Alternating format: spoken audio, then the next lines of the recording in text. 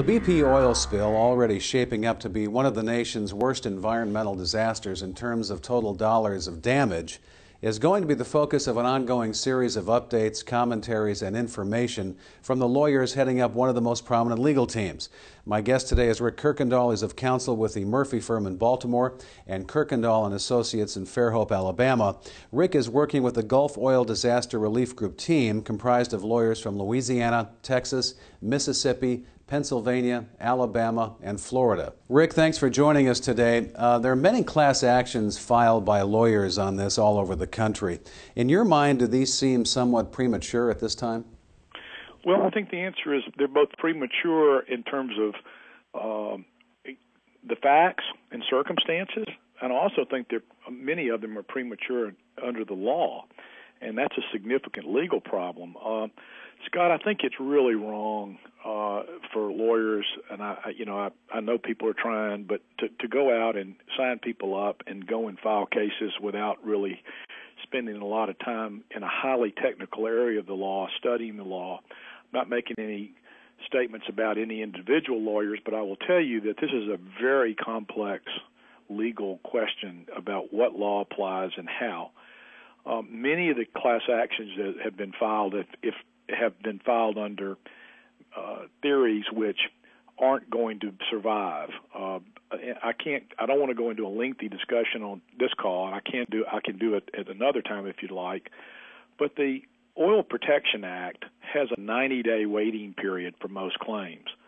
You have to give notice under the Act, and you have to make claims. Whether or not common law claims or negligence claims, like a lot of these classes have been alleging, survive depends entirely upon a variety of legal interpretations, principally the Robbins Dry Dock case, a Supreme Court case that deals with things like this.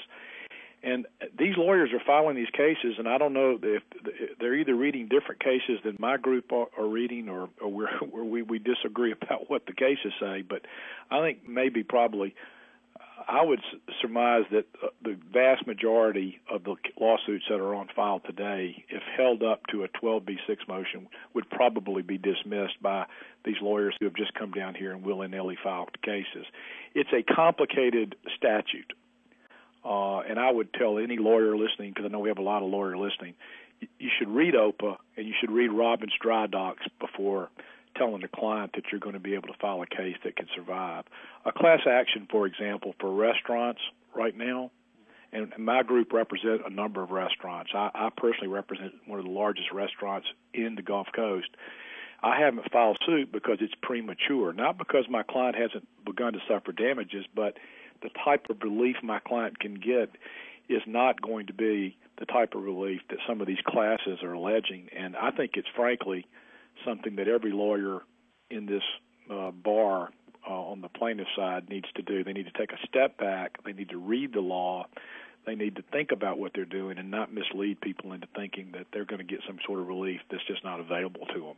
At the end of the day, I think everybody that's been damaged and can prove it under different theories will be able to have access to some form of relief, but it won't be in the manner in which some of these lawyers are pleading the cases. They need to they really need to think about what they're doing, because it's a disservice to their clients to mislead them thinking that they're going to get relief when they're going to have to do it in a different way. Thank you, Rick. Thank you. Rick Kuykendall is my guest. He's working with the Gulf Oil Disaster Relief Group team comprised of lawyers from Louisiana, Texas, Mississippi, Pennsylvania, Alabama, and Florida. This is Scott Drake, and you're watching the Legal Broadcast Network.